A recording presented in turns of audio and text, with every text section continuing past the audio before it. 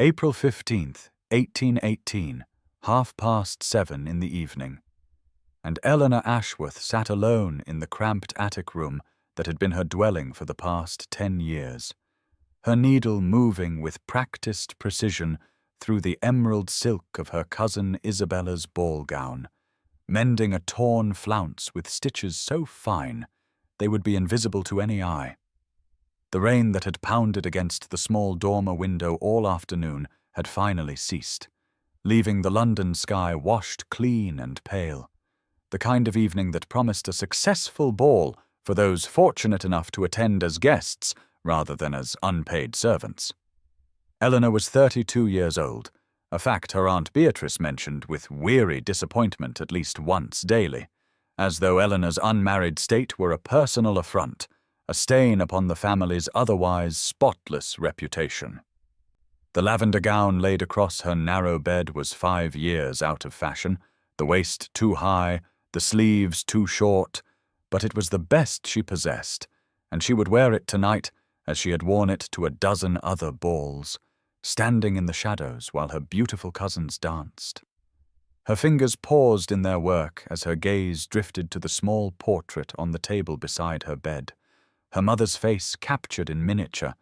painted in happier days when Eleanor had been a cherished daughter in a house filled with warmth. That world had vanished with her father's sudden death, followed 6 months later by her mother's, grief having accomplished what illness could not. The modest inheritance she had expected dissolved into debts no one had anticipated, and at 22, Eleanor had found herself entirely dependent upon her father's brother's widow, Aunt Beatrice, who had taken her in with the understanding that Eleanor would earn her keep. For 10 years she had served as companion, lady's maid, chaperone, and seamstress, her days filled with tasks that kept her useful enough to justify her presence, but not so valued as to warrant gratitude. From below, she heard Aunt Beatrice's sharp voice calling her name, the sound cutting through the quiet of her small sanctuary like a blade. Eleanor set aside the emerald silk with careful hands, glancing once more at her mother's portrait before rising to her feet, the worn floorboards creaking beneath her weight. Tonight would be like every other night, she told herself. Another evening of invisibility, another ball where she would stand silent and unnoticed while her cousin Lydia, married these 3 years to a wealthy baronet, preened in her finery, and Isabella, newly engaged to a viscount's son, accepted congratulations. Eleanor had long ago ceased hoping for a different fate, had schooled herself into a numb acceptance that this was her life, that she would grow old in this attic room, that she would die as she had lived for a decade, useful but unloved, necessary but unseen. Now please take a moment and subscribe to our channel and comment where you are watching from and what time is it. It is always fascinating to see where these stories get all around the world. Thank you. The Pemberton Ball was at its height by 9 in the evening, the grand ballroom ablaze with the light of 3 crystal chandeliers that cast their glow upon the assembled company, upon silks and satins in every jewel tone, upon the gleaming shoulders of debutantes and the proud faces of matrons, upon the polished marble floor where dancers moved through the figures of a minuet with practiced grace. Eleanor Ashworth stood in her appointed corner near the potted palms, her outdated lavender gown marking her as clearly as a uniform might have done, her role as chaperone requiring her presence but not her participation, and she had perfected over the years the art of becoming invisible, of standing so still and silent that eyes passed over her without pause. Across the room her cousin Lydia danced with Lord Hastings, her pink silk gown shimmering as she turned, her laughter carrying above the music, and Eleanor felt nothing watching her, no envy, no bitterness, only the distant observation of one who had long ago accepted her exclusion from such pleasures. The orchestra played with skill, the music weaving through conversation and laughter, through the whisper of fans and the clink of champagne glasses, and Eleanor allowed herself to drift into the pleasant numbness that had become her refuge at these events, her mind retreating to thoughts of the book waiting in her attic room, to the quiet hours after midnight when she would finally be alone. It was then that she heard the voices, two matrons standing just beyond the palms, their words carrying with perfect clarity, though they believed themselves unobserved, and the first voice said with casual cruelty, "Why the Ashworths continue to drag that creature about is beyond my comprehension," to which the second replied, "I suppose even the useless spinster cousin must be trotted out occasionally, lest people forget she exists, though I cannot imagine why they bother when she is so thoroughly unmarriageable." And both women laughed, the sound bright and careless. Eleanor felt the words strike her chest like physical blows, felt the careful numbness crack just enough to let pain seep through, but she did not move, did not allow her expression to change. Had learned long ago that showing hurt only invited more of it, and so she stood perfectly still, her hands clasped before her, her gaze fixed on nothing, while something inside her withered a little more. She did not know that across the ballroom, Alexander Ravenscroft, Duke of Thornmere, had been watching her for the past quarter hour with growing fascination, his tall frame clad in black evening coat and breeches, an emerald pin glinting in his cravat. His dark eyes observing the woman in lavender with an attention he had granted no other person that evening. Alexander was 38 years old and weary beyond measure of the society that surrounded him, weary of ambitious mothers parading simpering daughters, weary of conversations that never moved beyond weather and gossip, weary of the constant performance that his position demanded,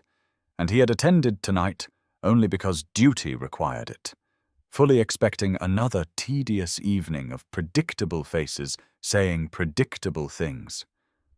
But something in the stillness of the woman by the palms had caught his attention, some quality of quiet dignity in her bearing, and when he saw the almost imperceptible tightening of her jaw, the slight intake of breath that suggested she had heard something that wounded her, he felt an unexpected surge of curiosity about what thoughts moved behind that carefully composed expression, what strength it required to stand so alone and yet so unbowed. Eleanor stood motionless by the potted palms for several minutes after the cruel words had faded into the general hum of conversation, her body held so carefully still that she might have been carved from marble, and she told herself, as she had told herself 1,000 times before, that the opinions of shallow minds held no power over her, that she had long ago accepted her place in the world. But the lie felt thinner than usual tonight, worn threadbare by repetition. She needed air, needed the coolness of the terrace and a moment away from the glittering cruelty of the ballroom, and so she moved with quiet steps toward the French doors that stood open to the night, slipping through them with the practiced invisibility of one accustomed to moving through spaces without drawing notice. The terrace was blessedly empty, the April air cool against her heated cheeks, carrying the scent of spring flowers from the gardens below and the faint sweetness of night-blooming jasmine. And Eleanor moved to the stone balustrade, gripping its cold surface with both hands as she drew in a deep breath, willing the tightness in her chest to ease. The music from the ballroom drifted through the open doors, softer now, mingling with the distant sounds of London at night, and she closed her eyes, allowing herself this moment of weakness, this brief surrender to the pain she usually kept locked away. She did not hear the footsteps behind her, did not know she was no longer alone until a voice spoke, deep and measured and entirely unfamiliar, asking if she was unwell. Eleanor turned quickly, startled, her hand flying to her throat as she found herself facing a tall man in evening black, the emerald pin in his cravat catching the light spilling from the ballroom, and she recognized him at once, though they had never been introduced. Alexander Ravenscroft, Duke of Thornmere, the most powerful nobleman in England, standing on the terrace regarding her with an expression of what appeared to be genuine concern. She curtsied hastily, her mind racing, wondering what he could possibly want, why he would follow an insignificant woman onto a darkened terrace, and she managed to say that she was quite well, merely seeking cooler air, her voice steady despite her confusion. He moved closer, not threateningly but with a careful deliberation. Taking a position at the balustrade several feet from where she stood, his dark eyes studying her face with an intensity that made her want to retreat back into the ballroom despite her earlier need for escape. He said that he had noticed her standing alone for much of the evening, and he wondered if she would permit him the liberty of introducing himself properly. Though he suspected she already knew his name, as most people in that ballroom did, and there was something in his tone that suggested weariness with his own fame, a tiredness that Eleanor understood in her bones. She introduced herself with quiet formality, Eleanor Ashworth, and watched surprise flicker across his handsome features before he schooled them back into polite interest, saying that he had heard mention of the Ashworth family, though he confessed he had not previously had the pleasure of Miss Ashworth's acquaintance. They stood in silence for a moment, the music swelling behind them, and then he asked if she was enjoying the ball, a standard question that usually received a standard answer. But Eleanor found herself unable to summon the appropriate lie, found herself instead saying with careful honesty that she found most balls rather tedious, all the same conversations repeated endlessly, all the same performances of shallow charm, and she stopped abruptly, horrified at her own boldness, expecting censure or dismissal. Instead, Alexander Ravenscroft smiled, a genuine expression that transformed his austere features into something warmer, and he said with quiet satisfaction that he had hoped she might be different, that her face had suggested intelligence rather than vapidity, and he asked what she would prefer to discuss, if not weather and gossip. And Eleanor, surprising herself, began to speak. Eleanor woke the next morning to pale sunlight streaming through the narrow window of her attic room, the light falling across the worn counterpane and illuminating the water stains on the sloped ceiling. And for a moment she lay still, replaying the conversation on the terrace with a mixture of wonder and disbelief, examining each word as one might examine a precious stone to determine if it were genuine or merely colored glass. She told herself firmly as she rose and dressed in her simple grey morning gown that it had meant nothing, that the Duke of Thornmere had merely been kind to a woman who looked distressed, that such a man could have no real interest in the useless spinster cousin beyond a moment of charitable politeness,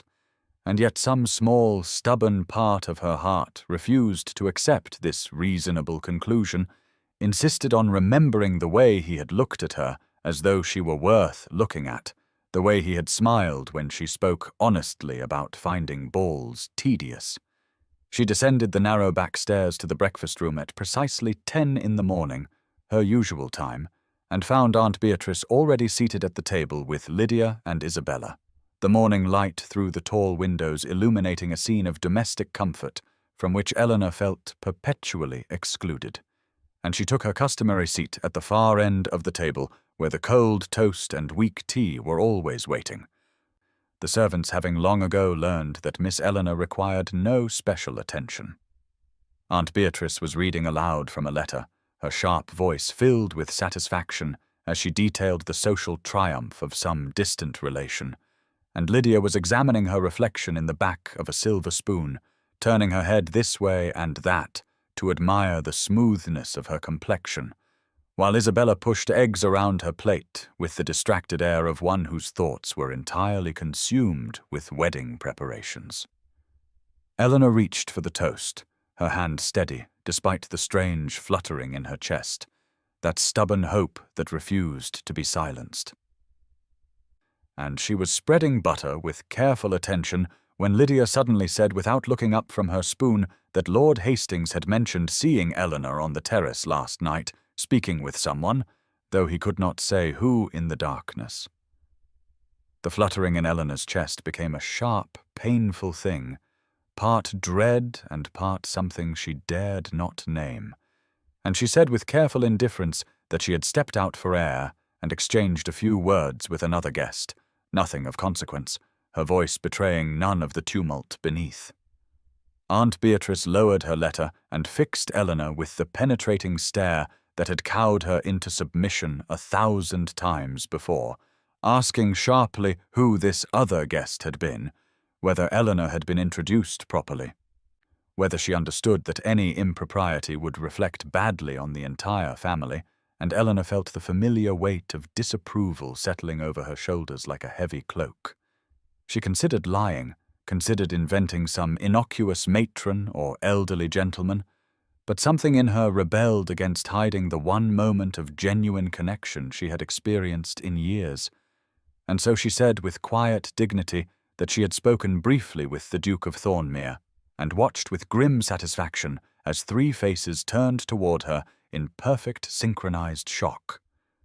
3 days passed in a strange, suspended state, where Eleanor moved through the house bracing for consequences that never quite materialized, Aunt Beatrice having retreated into icy calculation rather than immediate fury. And on the afternoon of April 19th, Eleanor found herself accompanying her aunt on the weekly constitutional through Hyde Park, a duty she normally dreaded, but which today felt almost bearable given the distraction of her own tumultuous thoughts. The day was uncommonly fine, spring asserting itself with determination, daffodils blooming in brilliant clusters along the walking paths, and the trees unfurling new leaves of such tender green they seemed to glow in the afternoon sunlight. And Eleanor wore her grey walking dress, the best of her limited wardrobe, though still several years out of fashion, the fabric worn thin at the cuffs, in a way she hoped was not too obvious. Aunt Beatrice walked ahead with Isabella, the 2 of them deep in discussion about wedding linens, their voices carrying back to where Eleanor trailed behind at the prescribed, respectful distance, and she let her mind wander to that conversation on the terrace, examining it again, as she had examined it 100 times since, trying to understand what it had meant, if anything beyond a moment of kindness from a man who could afford to be kind. They had turned onto the main path that circled the Serpentine when Eleanor heard the sound of hoofbeats, steady and purposeful, and she looked up to see a magnificent bay stallion approaching with a rider whose dark evening coat and commanding posture she recognized even at a distance, her heart performing an uncomfortable acrobatic feat in her chest. Alexander Ravenscroft reined in his horse several yards ahead of where Aunt Beatrice and Isabella walked, and Eleanor watched her aunt's back stiffen with surprise as the Duke dismounted with fluid grace and bowed, his greeting carrying clearly in the spring air. And then he was speaking to her aunt with perfect propriety, asking after her health and making some pleasant observation about the weather while his dark eyes moved past Beatrice to find Eleanor standing frozen on the path behind. Aunt Beatrice recovered from her shock with admirable speed, her voice taking on the honeyed tone she reserved for social superiors, as she introduced Isabella with elaborate praise of her accomplishments and her impending marriage to the son of a viscount, and Eleanor felt the familiar weight of invisibility settling over her shoulders, the expectation that she would remain in the background unacknowledged. But then Alexander was asking with pointed courtesy whether there was not another Miss Ashworth in their party. Eleanor moved forward because she had no choice, her feet carrying her to where the others stood, even as her mind raced with confusion and cautious hope, and she curtsied as Alexander bowed, his eyes holding hers for a moment longer than propriety strictly allowed, something warm and deliberate in his gaze that made her breath catch. He said that he had hoped he might encounter them on their walk, that he took this path regularly when exercising his horse Tempest, and the name hung in the air between them with weight Eleanor could not quite interpret. And then he was asking if they might walk together for a portion of the circuit, offering his arm to Aunt Beatrice with impeccable manners while falling into step beside Eleanor in a configuration that seemed both accidental and entirely intentional. They walked in a strange processional, Aunt Beatrice on the Duke's right arm holding forth about some society matter, while Eleanor walked on his left, close enough that she could hear him murmur sotto voce that he was very glad indeed to see her again, Miss Ashworth, and had she had opportunity to finish the book they had discussed, and Eleanor found herself responding in the same quiet tone that yes, she had, that she had found the author's treatment of moral philosophy unexpectedly nuanced,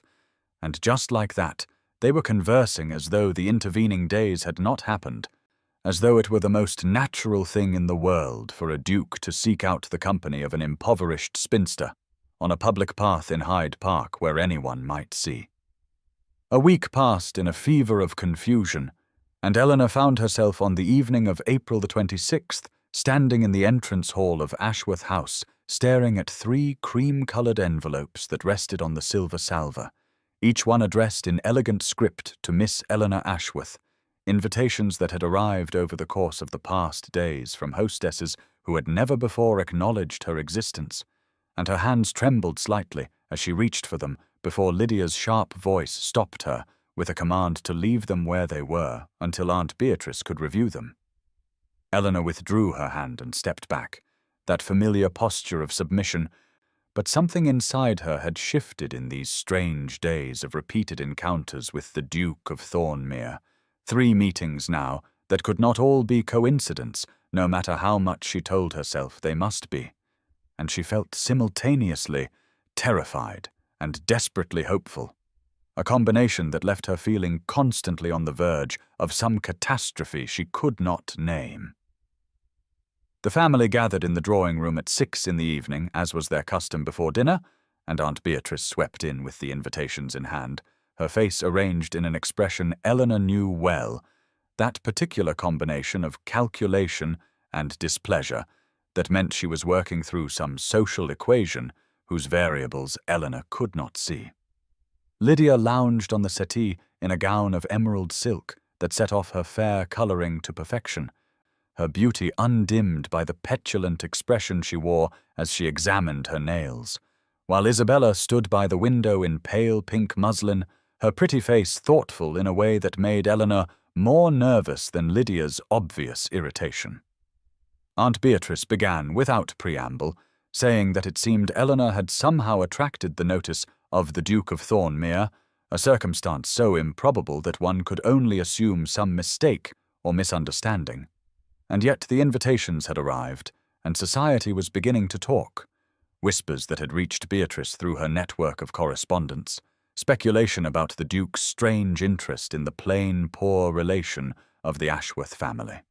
Eleanor stood near the door, her usual position, neither fully in the room nor fully out of it, and she felt the weight of 3 pairs of eyes assessing her as though she were a puzzle that had suddenly become relevant.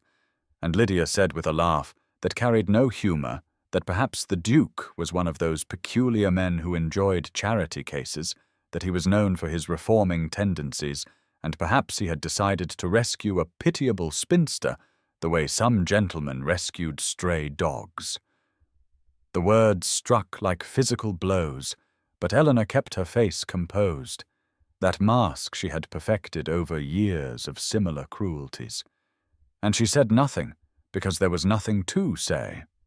No defense she could offer against the fundamental truth that she was indeed pitiable, that Alexander's attention made no logical sense, that there must be some explanation beyond the impossible notion that he simply enjoyed her company. Isabella spoke then,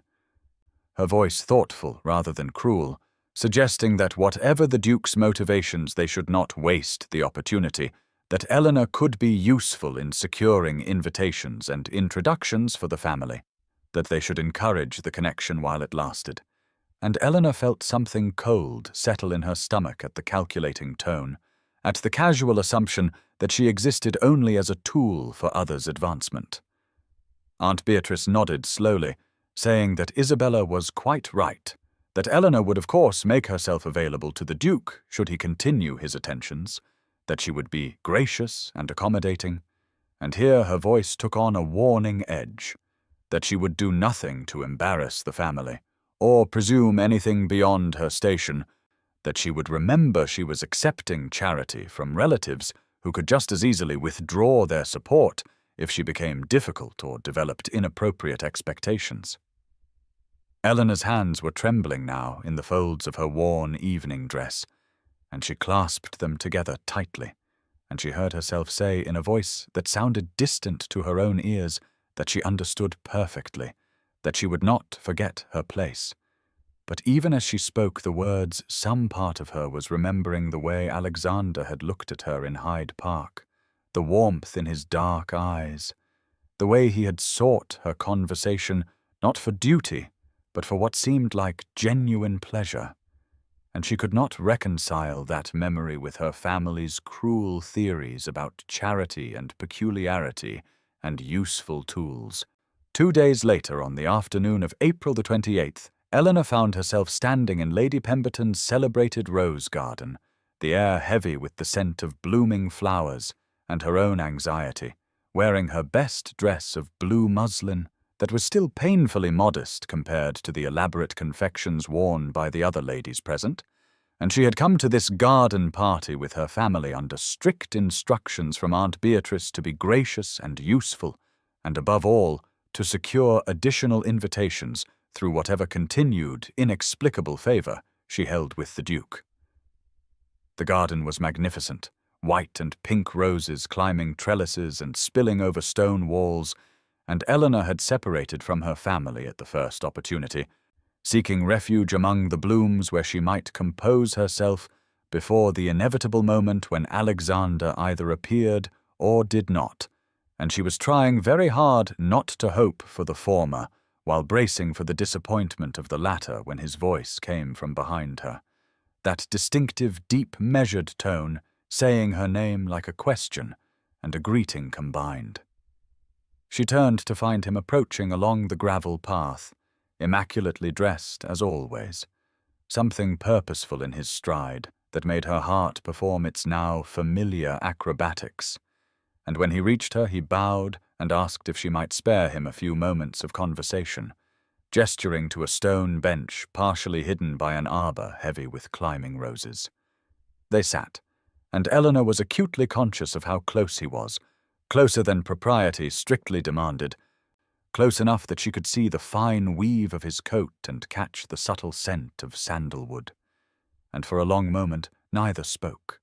the silence filled with distant conversation from other guests, and the drowsy hum of bees among the roses. Alexander said at last that he hoped she would forgive his presumption, but he had noticed a sadness in her eyes at their last meeting, a weight that seemed to press upon her spirits, and he wanted her to know that if there was anything troubling her, anything at all, she could speak freely with him, that he hoped they had progressed beyond mere formality to something approaching friendship. Eleanor felt tears prick unexpectedly at her eyes, because kindness was always harder to bear than cruelty, and she said carefully that he was very good, that she was quite well. But her voice wavered on the words betraying their falseness,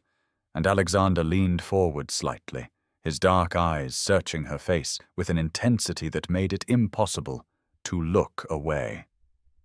He said quietly that he would not press her to confide what she did not wish to share. But he wanted to tell her something, a story perhaps, about his own mother who had died when he was 15, a woman of great intelligence and warmth who had been dismissed by society as unsuitable because she came from a family of modest means, and his father had married her anyway over the violent objections of his entire family, and Alexander had grown up watching his parents share a partnership of genuine affection and respect that was rare in their world.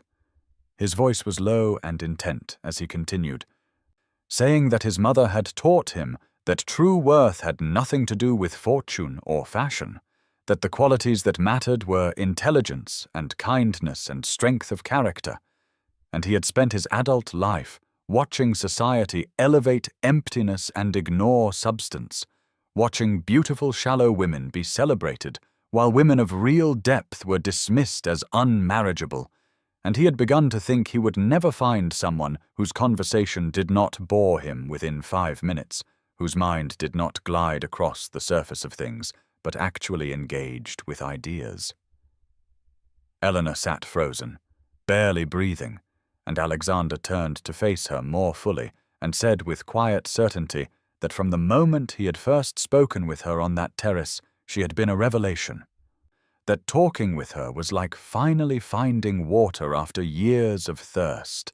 and he wanted her to understand that his attention was not charity or peculiarity or any of the cruel theories society might invent, but simple recognition of exceptional worth.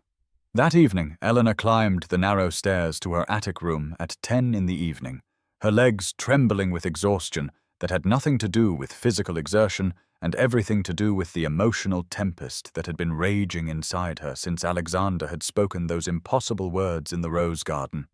And she closed the door behind her and leaned against it for a long moment in the darkness, before lighting the single candle that was her nightly allowance, its small flame casting shadows across the sloped ceiling and worn floorboards of the cramped space that had been her sanctuary for 10 years.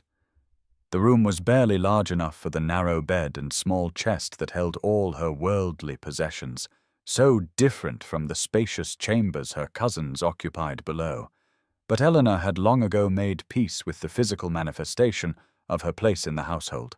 had told herself that at least she had a roof and food, and was not entirely destitute like so many women in her position. But tonight, the smallness of the space felt suffocating in a way it never had before, because Alexander's words had opened something inside her that she had kept locked away for so long she had forgotten it existed.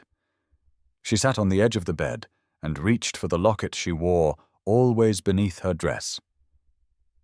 The one piece of jewelry she owned, a simple gold oval that had belonged to her mother and contained a miniature portrait of both her parents painted in happier times when they had been young and in love and alive, and she opened it with trembling fingers and looked at their faces in the candlelight, those beloved features she could barely remember except through this small painting and a handful of fragmented memories. Her mother had been 35 when she died of a fever, her father following 6 months later of what the doctors called pneumonia. But what Eleanor had known, even at 22, was a broken heart, and she had been left with nothing but this locket and a few books and the dubious charity of relatives who had never approved of her father's choice to marry for love rather than fortune, who saw her as a living reminder of foolish romanticism and its inevitable consequences. She had believed them for so long, had internalized the lesson that love was a luxury she could not afford, that her only hope for survival was quiet acceptance of whatever scraps of security her family chose to provide. And she had watched year after year as other women married, and she remained frozen in this attic room, growing older and more invisible, until she had become that pitiable creature her cousins mocked, the useless spinster cousin whose best years were behind her and whose future held nothing but slow decline into complete dependence. But Alexander had looked at her today with those dark, intense eyes and told her she was exceptional, that talking with her was like water after years of thirst, and the words had struck something deep inside her that was now cracking open like earth after drought, painful and terrifying and desperately hopeful all at once. And she clutched her mother's locket and felt tears sliding down her cheeks as she admitted to herself what she had been trying to deny, that she was falling in love with him, that somewhere between that first conversation on the terrace and this afternoon in the rose garden, she had begun to hope for something she had no right to hope for, and the realization filled her with a fear so profound she could hardly breathe, because hope was the most dangerous thing in the world. Hope could destroy her more completely than 10 years of casual cruelty ever had, and she knew with terrible certainty that when this ended, when Alexander inevitably realized his mistake, or society's pressure became too great, or he simply grew bored with his peculiar charity case, the pain would be unendurable. But even knowing that, even understanding the inevitable destruction that awaited her, she could not seem to stop the hope from blooming wild and reckless in her chest. And she sat alone in her attic room, listening to rain begin to fall outside, and the distant clock strike 10, and admitted to the darkness and her mother's painted face that it was already too late to protect herself, that she loved him, and the loving would break her, but she could not seem to stop. 5 days later, on the morning of May 3rd, Eleanor found herself standing in the entrance hall of Ravenscroft House at 11 in the morning, her heart beating so hard she was certain everyone could hear it. And she clutched her worn reticule with trembling fingers as a footman in immaculate livery took her modest shawl, and she tried not to stare at the marble floors and soaring ceiling and massive chandelier that spoke of wealth so far beyond her experience. It felt like entering a palace, and she was acutely aware of Lady Margaret Sinclair standing beside her, that kind older woman who had been her mother's dear friend and who had agreed to serve as chaperone for this visit with a knowing smile that made Eleanor both grateful and terrified because it suggested possibilities she did not dare consider. Alexander appeared at the top of the grand staircase and descended with that unconscious grace he possessed, dressed more casually than she had ever seen him in dark trousers and a burgundy waistcoat. And he greeted them both with genuine warmth before offering Eleanor his arm and saying he hoped she would not mind. But he had taken the liberty of assuming she shared his love of books, and he thought she might enjoy seeing his library. And Eleanor managed to murmur something appropriately grateful, while thinking that enjoy was a pale word for the desperate hunger she felt at the prospect, because books had been her refuge and escape for so many years, and the Ashworth household maintained only a small collection of insipid novels that she had read a dozen times each. He led them down a corridor lined with portraits of stern-looking ancestors, and through a set of double doors that opened onto a room so magnificent Eleanor actually gasped, unable to contain her reaction. Because the library stretched 2 full stories high with floor-to-ceiling shelves on every wall, thousands upon thousands of leather-bound volumes in every color, and tall windows flooded the space with morning sunlight that caught the dust motes floating in the air and made them look like gold. And the smell of leather and paper and old ink was so intoxicating she felt almost dizzy with it. Lady Margaret settled herself tactfully in a chair near the windows with her embroidery, providing proper supervision while remaining distant enough to allow private conversation, and Alexander guided Eleanor deeper into the room, watching her face with an expression of such pleasure that she realized he had wanted to share this specifically with her, had wanted to see her reaction. And the intimacy of that gesture made her chest tight with emotion she could not name. He showed her section after section, pulling down volumes to show her, his long fingers gentle on the aged spines, pointing out first editions and rare translations and his own particular favorites with a boyish enthusiasm that was utterly different from his usual controlled demeanor, and Eleanor found herself responding with equal animation, forgetting to be shy or careful as they discussed poetry and philosophy and history, their conversation flowing with an ease that felt like coming home.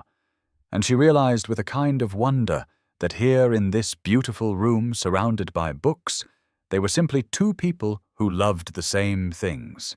And for these moments, the gap between Duke and penniless spinster seemed to disappear entirely. He pulled down a slim volume bound in green Morocco leather and said this was a collection of poetry by a relatively unknown poet that he had discovered years ago and returned to again and again, and he opened it to a marked page and read aloud a verse about finding unexpected beauty in overlooked places, his deep voice soft and intent. And when he finished, he closed the book carefully and held it out to her and said he would be honored if she would accept it as a gift, that he could think of no one who would appreciate it more. And Eleanor took it with shaking hands, knowing this was more than a book, that it was a message and a promise and a declaration of something neither of them had spoken aloud yet, but that hung in the air between them as tangible as the morning sunlight streaming through those tall windows. That evening, Eleanor returned to Ashworth House at 8 in the evening with the green Morocco leather poetry book hidden beneath her shawl, pressed against her ribs like a secret, and she slipped through the front door hoping to reach her attic room unnoticed because she desperately needed time alone to process the overwhelming emotions swirling through her after those hours in Alexander's magnificent library. But before she could reach the stairs, Lydia's sharp voice called out from the drawing room, demanding she come in immediately, and Eleanor's stomach dropped with the familiar dread that accompanied any summons from her cousins, because she knew that tone, knew it meant trouble. She entered the drawing room to find all three of them waiting like a tribunal, Aunt Beatrice in her usual chair by the fire. Lydia draped dramatically across the settee in a gown of emerald silk that had probably cost more than Eleanor's entire wardrobe accumulated over 10 years, and Isabella perched on the window seat with that calculating expression she wore when scheming, and the air felt thick with hostility as Eleanor stood just inside the doorway, clutching her reticule and trying to keep the book concealed in the folds of her skirt. Lydia spoke first, her beautiful face twisted with an ugly emotion Eleanor recognized as jealousy, saying they had heard the most extraordinary rumors that Eleanor had spent the morning at Ravenscroft House, that the Duke himself had shown her his private library. And was it true, or had society's gossips finally descended into complete fiction? And there was such venom in her voice that Eleanor felt her spine straighten instinctively with that quiet dignity that had sustained her through years of similar attacks. She confirmed calmly that, yes, she had been invited to view the Duke's library with Lady Margaret Sinclair as chaperone, and she watched Lydia's face flush with rage while Isabella exchanged a significant look with their mother, and Aunt Beatrice leaned forward in her chair with those cold eyes that had never held anything but calculation, and said they needed to discuss Eleanor's situation frankly, because this had gone quite far enough. The words that followed were delivered with surgical precision, designed to wound, Aunt Beatrice saying that everyone knew the Duke was merely amusing himself with Eleanor as a peculiar charity case,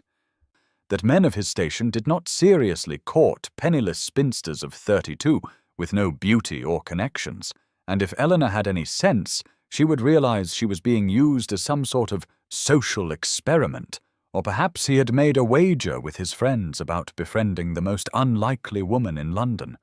and the casual cruelty of it stole Eleanor's breath, even though she had heard similar sentiments whispered behind fans at a dozen social events. Isabella added her voice with false sweetness, saying that of course they only wanted to protect dear Eleanor from inevitable humiliation, that when the Duke tired of his game and moved on, the scandal would be enormous, and Eleanor's position in their household might become quite untenable, and the threat beneath the concern was unmistakable. And Lydia laughed that harsh, brittle sound and said surely Eleanor was not stupid enough to believe a Duke actually cared about her opinions on poetry and philosophy, that he was clearly laughing at her behind her back, just as everyone else did. Eleanor stood alone facing the three of them, and felt the book pressed against her ribs, and remembered Alexander's face as he had read that verse about unexpected beauty in overlooked places, remembered the genuine warmth in his eyes, and the careful way he had handled the volumes, and the enthusiasm in his voice when they discussed ideas, and she realized with sudden crystalline clarity that her family was terrified, that they had kept her small and doubtful and grateful for scraps for so long that her emerging happiness threatened the entire structure of their superiority. And something shifted inside her that felt like bedrock underneath shifting sand.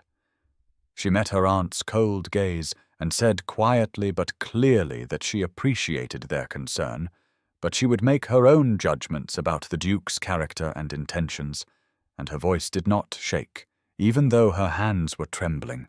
and she turned and walked from the room with her head high, while behind her Aunt Beatrice's voice rose in outrage, promising there would be consequences for such ingratitude. But Eleanor just kept walking, climbing the stairs to her attic room, where she finally closed the door and leaned against it, breathing hard.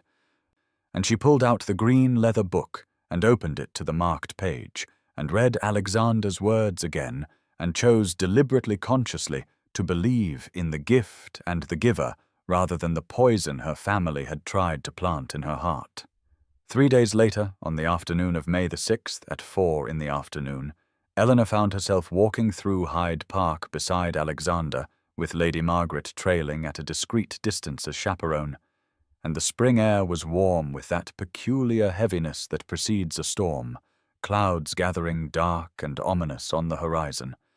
And Eleanor felt those clouds inside her chest as well, because the past 3 days since the confrontation with her family had been agony, as their words circled endlessly through her mind, poisoning every memory of Alexander's kindness, and making her question everything she thought she understood about his intentions. She had debated cancelling this meeting, had actually written a note pleading headache before tearing it up because she could not bear to lie to him even through correspondence. But now that she walked beside him, she found herself maintaining careful physical distance, a full 2 feet between them, where before she had allowed their arms to nearly brush. And she kept her responses brief and polite when he commented on the weather and the flowering trees, her voice colourless in a way she knew he must notice, because she saw confusion flicker across his face, followed by something that looked almost like hurt. Alexander's bay stallion.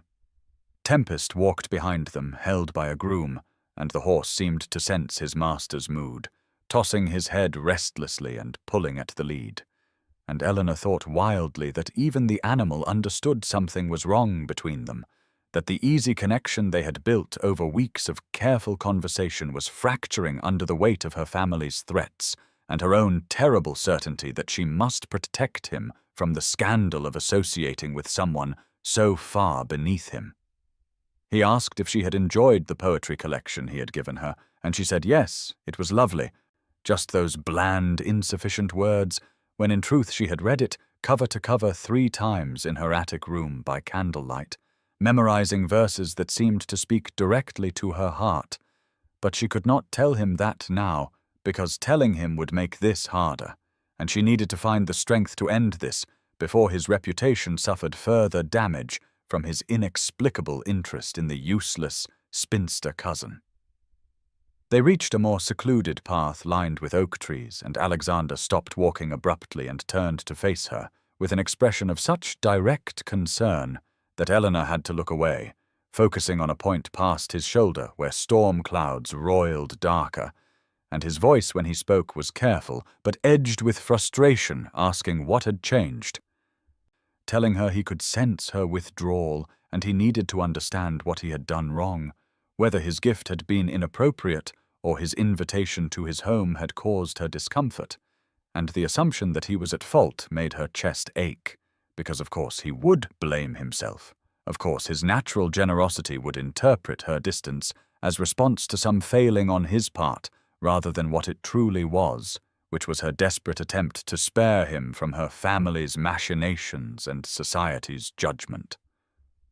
Eleanor forced herself to meet his gaze, and said with a steadiness that cost her everything, that perhaps they had been seen together too frequently, that people were talking, and she did not wish to damage his standing, and she watched his eyes darken not with agreement, but with something that looked like anger,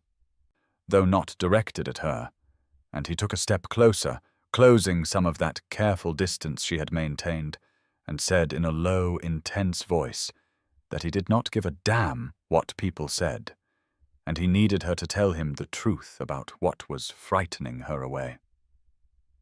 The thunder rumbled overhead, matching the storm building between them, and Eleanor felt her careful control beginning to crack, because his persistence was both wonderful and terrible.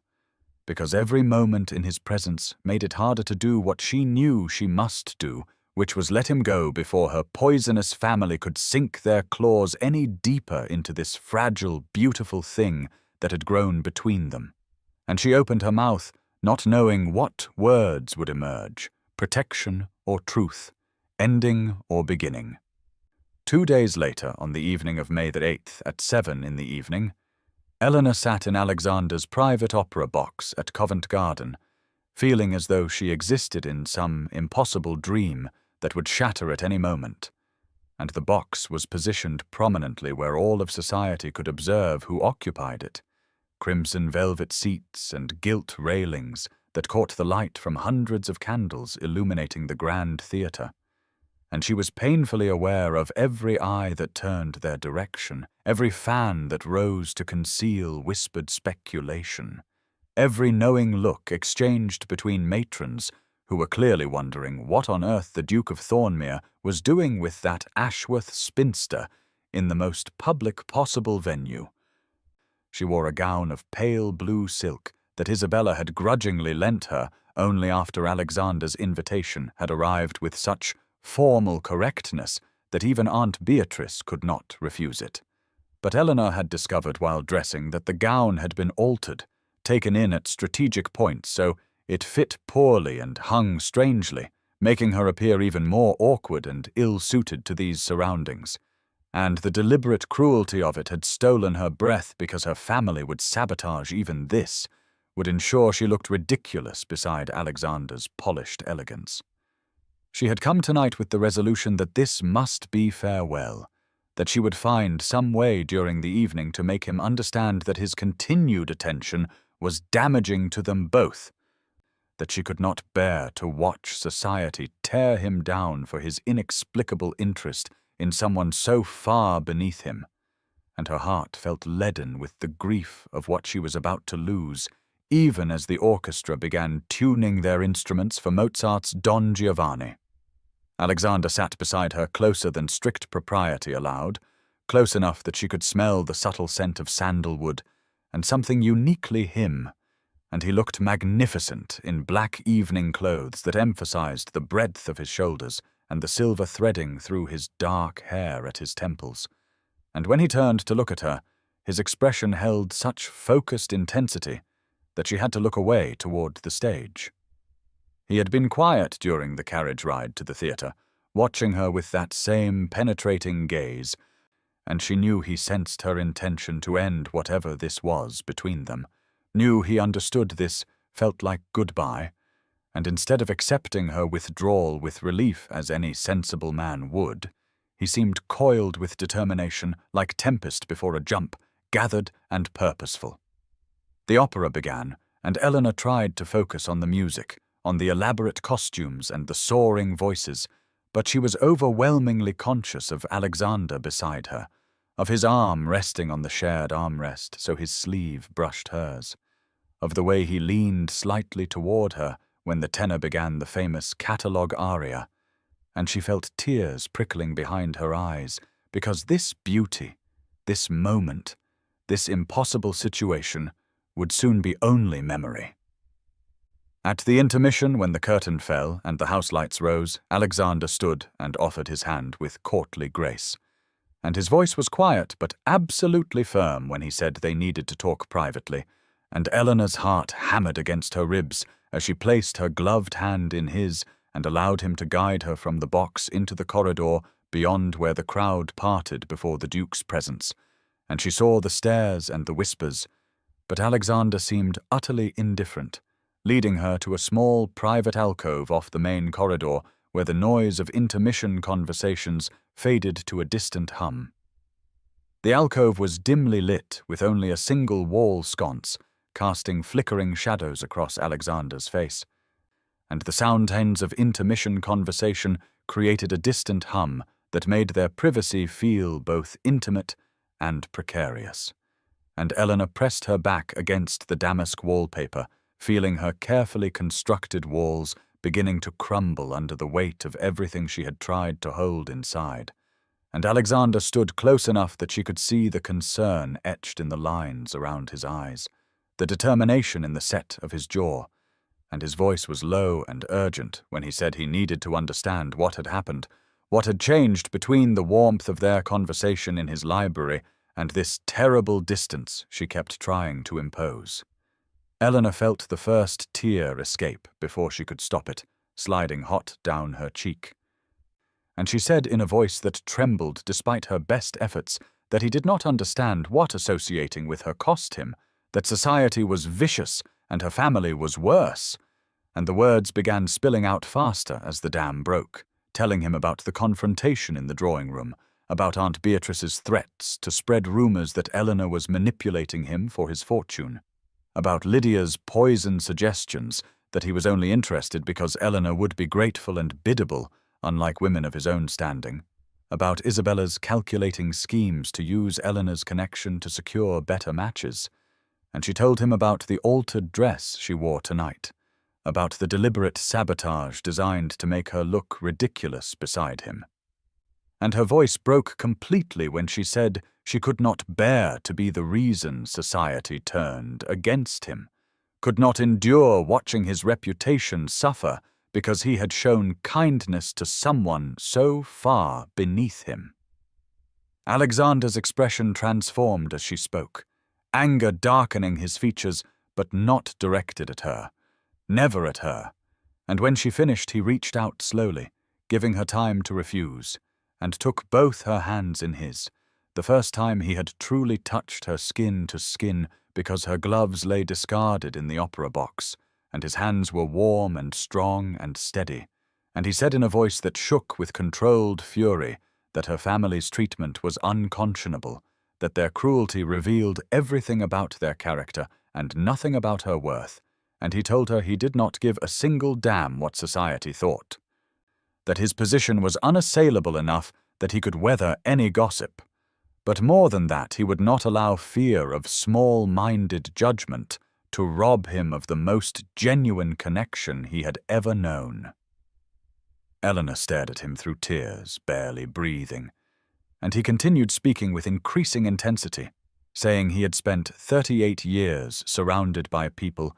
who wanted his title, his wealth, his influence,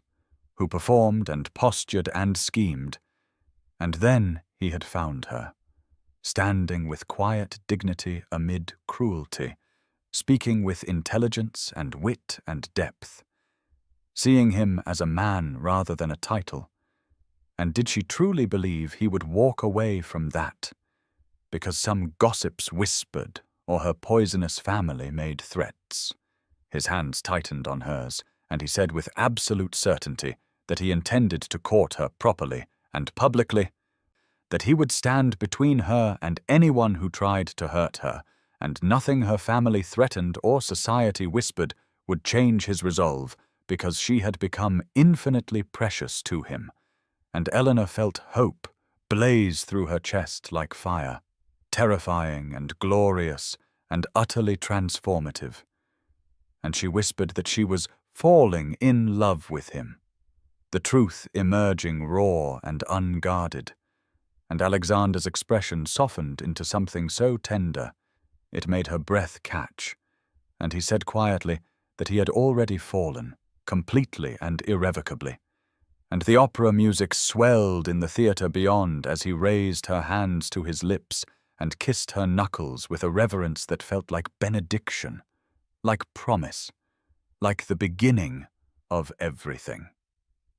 The morning of May 9th arrived with crystalline clarity, spring sunlight pouring through the tall windows of Alexander's private study at Ravenscroft House, and he sat at the mahogany desk that had belonged to his grandfather and his father before him, the weight of lineage and decision pressing pleasantly against his chest as he turned the small velvet box over in his hands, the ring inside catching the light in flashes of deep blue fire.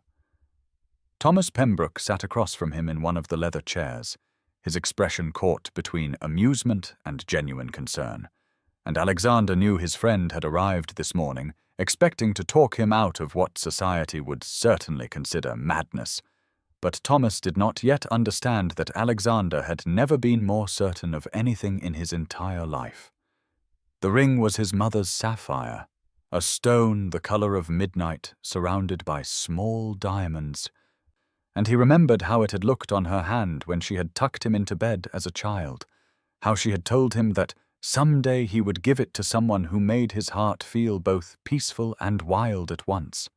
someone who saw him clearly and loved him anyway. And his mother had been gone for 20 years, but he thought she would have uttered Eleanor, would have recognized immediately the quiet strength and gentle wisdom that reminded him so much of his mother's own grace. Thomas cleared his throat and said with careful diplomacy that he understood Alexander had formed an attachment to Miss Ashworth, and no one could question her character or intelligence. But had Alexander truly considered what this match would mean for his position, the gossip it would generate, the way certain doors might close to a duchess who came without fortune or family connections, or the kind of beauty that silenced criticism? Alexander set the ring box down on the desk between them and met his friend's eyes steadily, and his voice was calm but absolutely firm when he said that he had considered everything, had spent weeks observing how Eleanor moved through a world that diminished her, had watched her maintain dignity when others would have broken or grown bitter, had discovered in their conversations a mind that challenged and delighted him, a perspective that made him see familiar things newly. And more than that, he had felt peace in her presence, had found himself thinking not of duty or obligation, but of how she looked when she smiled, how her voice softened when she spoke of books she loved, how brave she was in ways society would never recognize or value.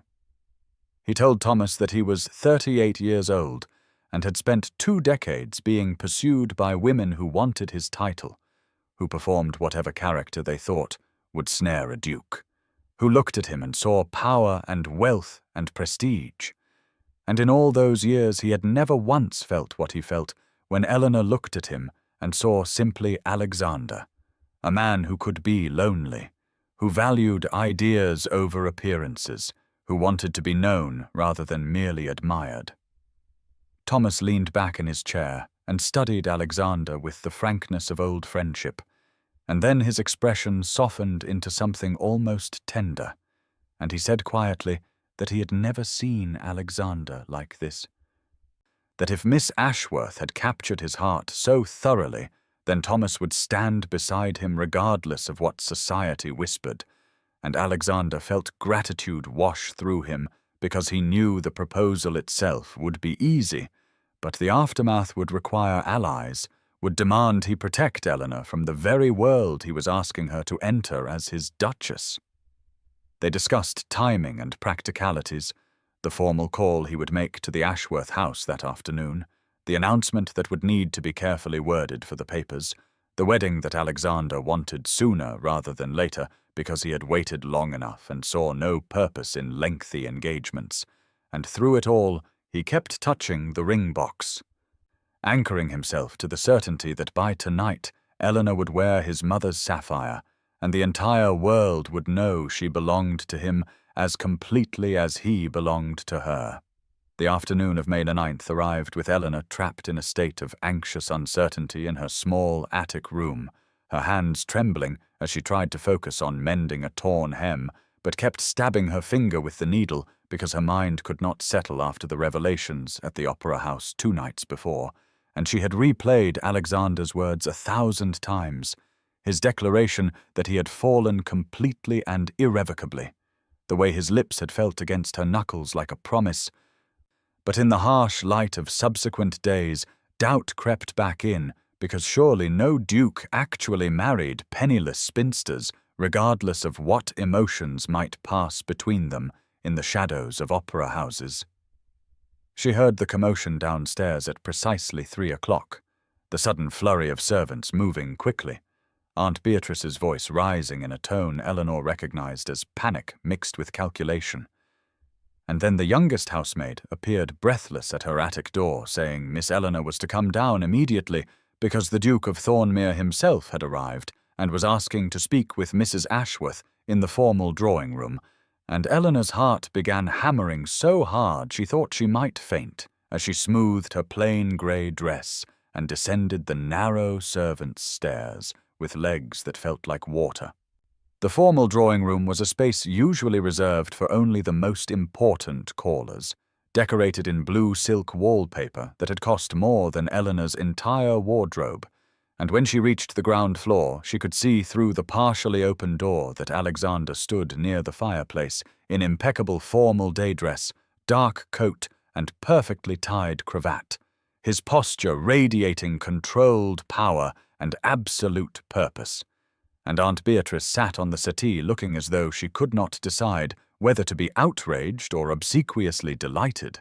her face shifting between expressions as she clearly tried to calculate what this unprecedented visit might mean. Eleanor hovered in the hallway just out of sight, her hand pressed against the wallpaper to steady herself. And she could hear Alexander's deep, measured voice saying that he had come to formally request permission to pay his addresses to Miss Eleanor Ashworth, that his intentions were entirely honorable and his suit serious, and he wished to make clear that he intended to court Eleanor with the aim of marriage if she would accept him. And the words were so proper and formal, yet underneath Eleanor could hear the steel that meant he would not be denied or dismissed. Aunt Beatrice's voice when she responded was strangled with shock, barely concealed beneath forced politeness, saying that she was, of course, honored by his interest, but perhaps the Duke did not fully understand Eleanor's circumstances, her lack of dowry or connections, her unfortunate plainness and advanced age, all spoken with a false concern that barely masked the cruelty. And Eleanor felt shame burn through her chest at hearing her inadequacies catalogued before the man she loved. Alexander's response cut through the room like a blade, his voice hardening as he said he understood Miss Ashworth's circumstances perfectly and found nothing unfortunate about her except the family that had failed to value her, and his interest was not in dowries or connections, but in Eleanor herself, and he would appreciate if Mrs. Ashworth would grant permission and summon Eleanor to the drawing room, as he wished to speak with her privately, though of course with proper chaperoning. There was a long, terrible silence, and then Aunt Beatrice's voice, agreeing in tones of barely suppressed confusion and calculation, and the butler was suddenly beside Eleanor, gesturing that she should enter. And she took one shaking breath and stepped through the doorway into the room where Alexander turned to face her, and his entire expression softened into something so warm and certain that her doubt crumbled like ash, and Aunt Beatrice was saying something about stepping just outside to maintain propriety, but remaining near enough to observe convention. And then they were alone, except for the open door, and Eleanor could not seem to find words as Alexander crossed the space between them and took both her hands in his and said quietly that he hoped she was ready because he was about to change everything. Alexander led Eleanor through the French doors into the small garden behind Ashworth House, a space she knew intimately because she had spent countless hours here alone among the roses and lavender, while her cousins entertained inside, and the afternoon sun fell golden through the leaves overhead, casting shifting patterns of light and shadow across the stone path,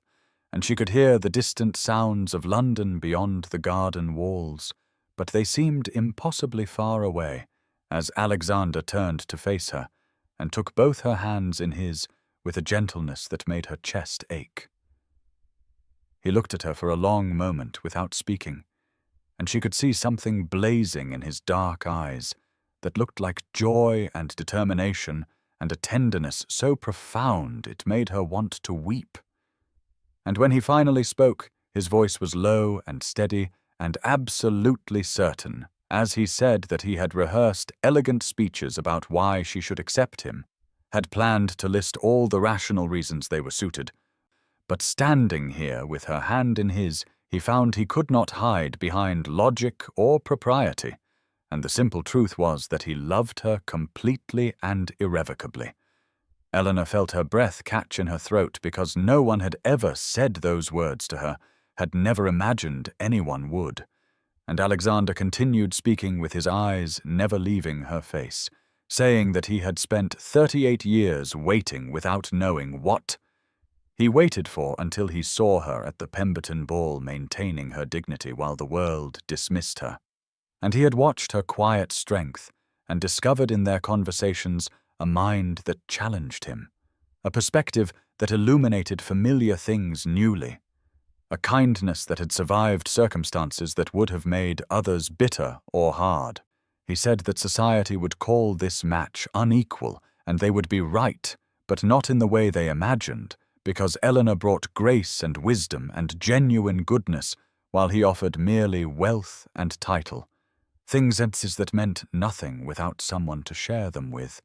someone who saw him as simply Alexander rather than the Duke of Thornmere.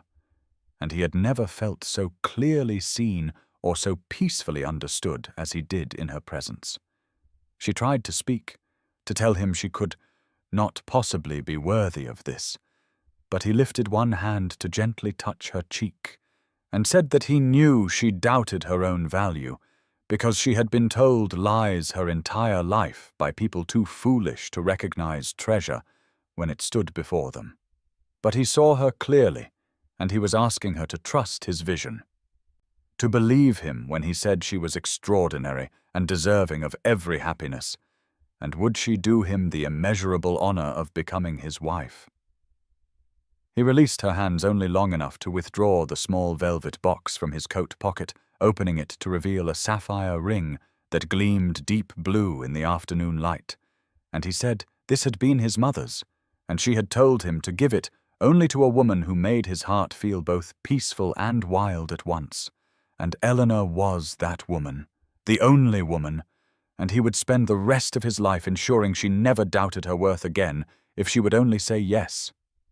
Eleanor looked at the ring and then at his face and saw nothing but absolute sincerity and love so overwhelming it seemed impossible that it could be directed at her, and she felt something break open in her chest,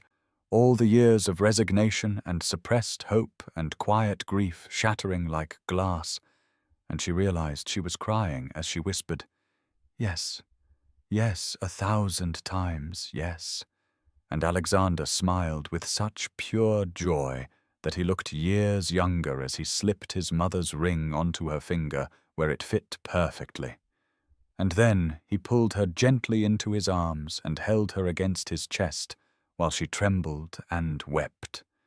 and finally allowed herself to believe she was chosen and cherished and loved.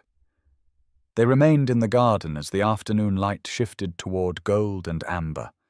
Eleanor still trembling slightly in Alexander's arms, with her face pressed against his chest, where she could hear the steady beating of his heart. And when she finally lifted her head to look at him, she saw such profound happiness in his expression that it made her own heart feel too large for her chest, and he smiled down at her while gently brushing away the tears still clinging to her lashes, saying that he supposed they should return inside to inform her aunt officially, though he suspected the entire household already knew, given how long they had been absent. Eleanor nodded, but found herself reluctant to leave this perfect moment suspended in the garden, where it felt like they existed in their own world, separate from society's judgment. And Alexander seemed to understand, because he took her left hand and lifted it to examine the sapphire ring now gracing her finger, saying that his mother would have loved Eleanor and approved completely of his choice. And Eleanor felt fresh tears threaten as she thought of the mother she had lost and the mother she would never meet, but who had somehow blessed this union through the ring that symbolized acceptance into Alexander's family. He tucked her hand into the crook of his arm with a possessive gentleness that thrilled her and led her back toward the house. And as they walked the short distance, Eleanor caught sight of faces peering quickly away from windows, and she realized that Aunt Beatrice and her cousins had indeed been watching, and the thought that had once filled her with shame now brought only a fierce satisfaction, because let them watch her happiness. Let them see that the useless spinster cousin they had mocked and dismissed was chosen by the most powerful duke in England, not despite her lack of fortune and beauty, but because he valued qualities they had never bothered to recognize. When they entered through the French doors into the drawing room, they found Aunt Beatrice standing near the fireplace, trying to arrange her features into appropriate congratulatory pleasure while failing to hide her shock, and Lydia and Isabella had mysteriously appeared from wherever they had been, both staring at Eleanor's hand where the sapphire gleamed unmistakably. And Alexander addressed them all with perfect formal courtesy, saying that Miss Ashworth had done him the great honor of accepting his proposal of marriage, and he hoped they would share in their happiness. Aunt Beatrice recovered enough to offer stiff felicitations, while her eyes calculated rapidly what advantages might now flow to the family through Eleanor's spectacular match. And Lydia looked as though she had been struck, her beautiful face pale and pinched as she stared at Eleanor with something between disbelief and envy. And Isabella attempted a smile that looked more like a grimace as she stammered some proper words of congratulation that rang entirely hollow. Alexander seemed oblivious to the undercurrents, or perhaps simply unconcerned, as he announced that he would be sending notice to the papers immediately, and they would be married by special license within the month, as he saw no reason to delay once he had secured his heart's desire. And he looked at Eleanor as he said this with such open adoration that Aunt Beatrice actually gasped at the impropriety of such emotion displayed so publicly. Eleanor felt a wild joy rising in her chest that she could barely contain. And for the first time in the 10 years she had lived as a dependent in this house, she met her aunt's eyes directly, and without the habitual lowering of her gaze that acknowledged her inferior position. And she saw Aunt Beatrice recognize the shift, saw the moment when the older woman understood that Eleanor would never again be the powerless relation to be ordered about and dismissed, because she would be the Duchess of Thornmere and would outrank them all. Alexander remained at Ashworth House for another hour,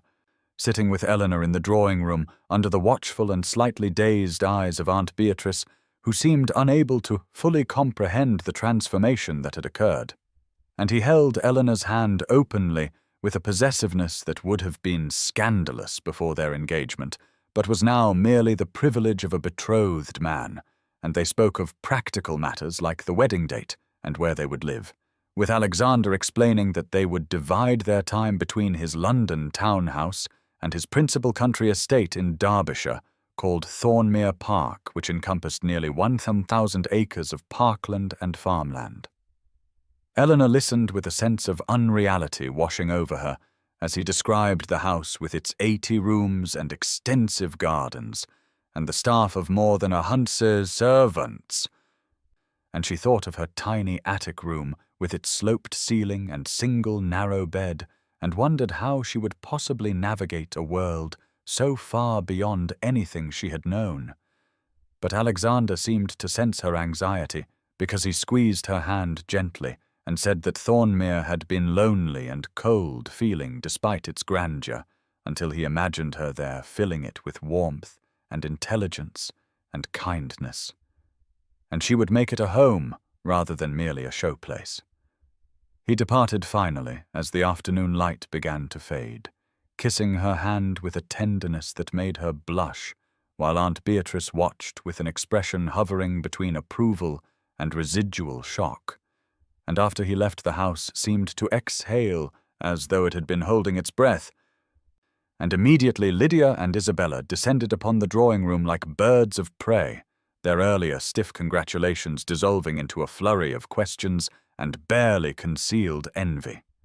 Lydia demanded to know how Eleanor had possibly managed to capture the Duke's attention when she had no beauty or accomplishment to recommend her, and the question was phrased as bewilderment, but Eleanor heard the underlying accusation that she must have employed some trick or deception.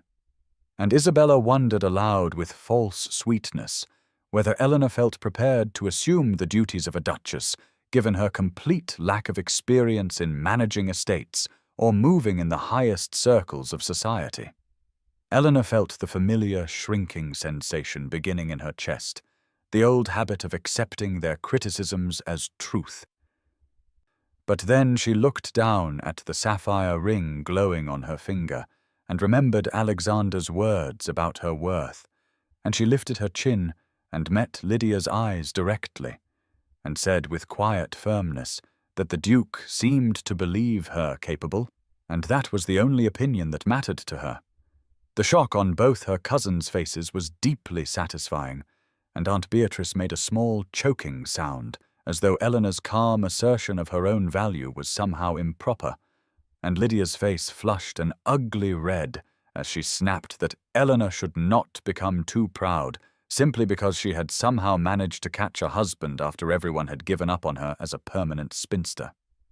The words were meant to wound, to cut Eleanor back down to the position of inferiority she had occupied for so long.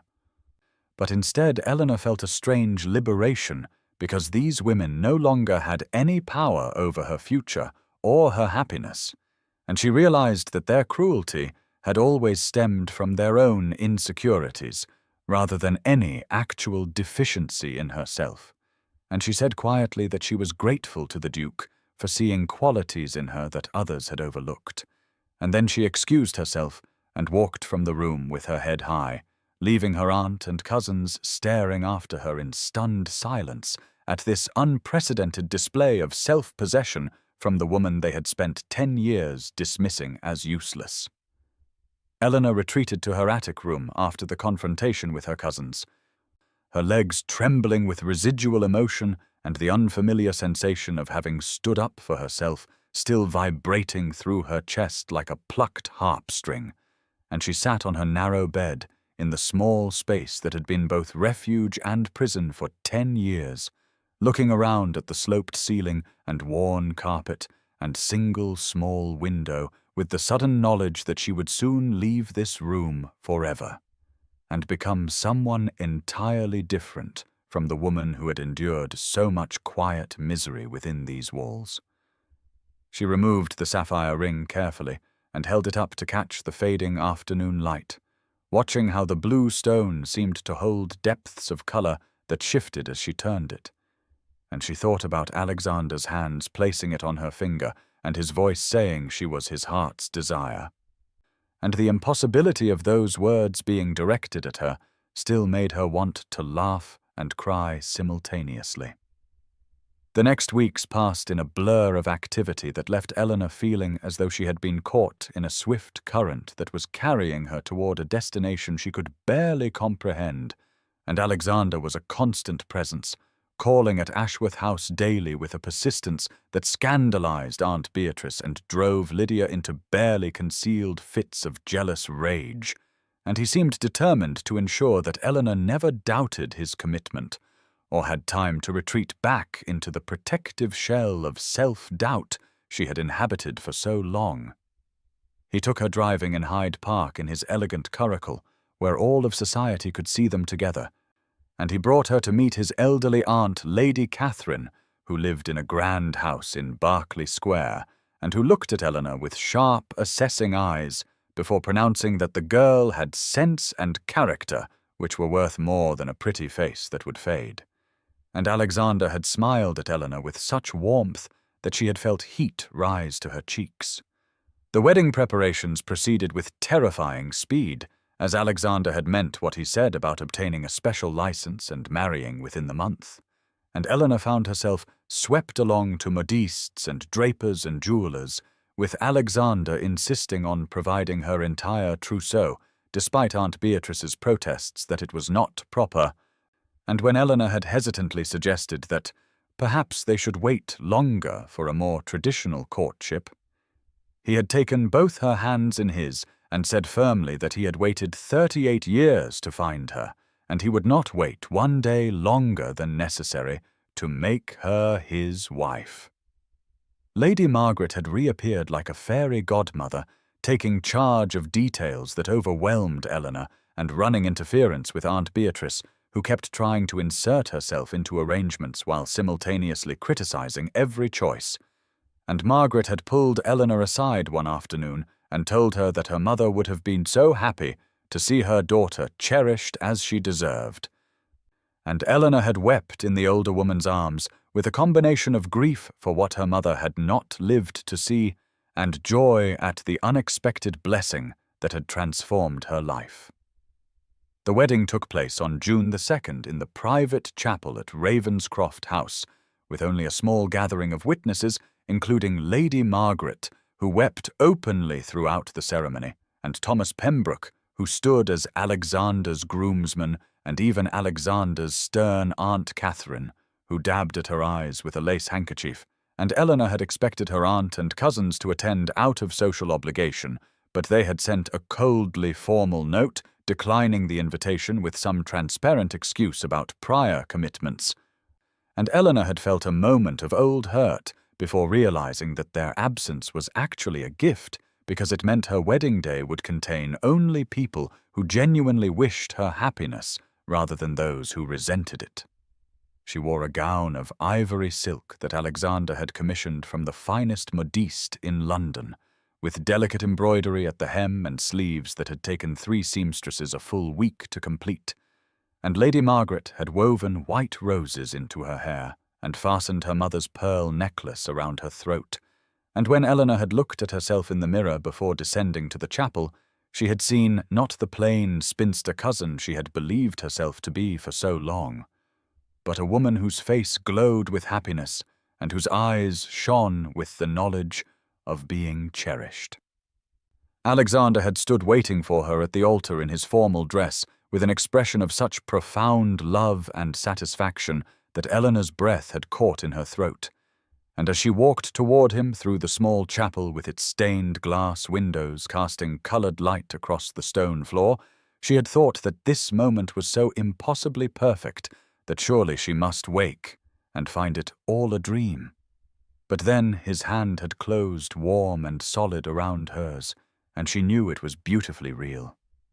The ceremony itself passed in a blur of ritual words and responses, with Eleanor's voice trembling as she spoke her vows, and Alexander's voice deep and steady and absolutely certain. And when the clergyman pronounced them husband and wife, and Alexander kissed her with a tenderness that made her eyes sting with tears, she felt as though her entire life up to this moment had been a long, dark corridor that had suddenly opened into brilliant sunlight. The wedding breakfast afterward was an intimate affair with champagne and elaborate dishes that Eleanor barely tasted because she was too aware of Alexander's presence beside her, and his hand occasionally covering hers on the table, and the way he looked at her as though she were something precious beyond measure. And Lady Margaret had toasted them with words about true love recognizing true worth, and Thomas Pembroke had made a gracious speech about his friend's happiness. And through it all, Eleanor kept touching the gold wedding band on her finger as though to reassure herself of its reality.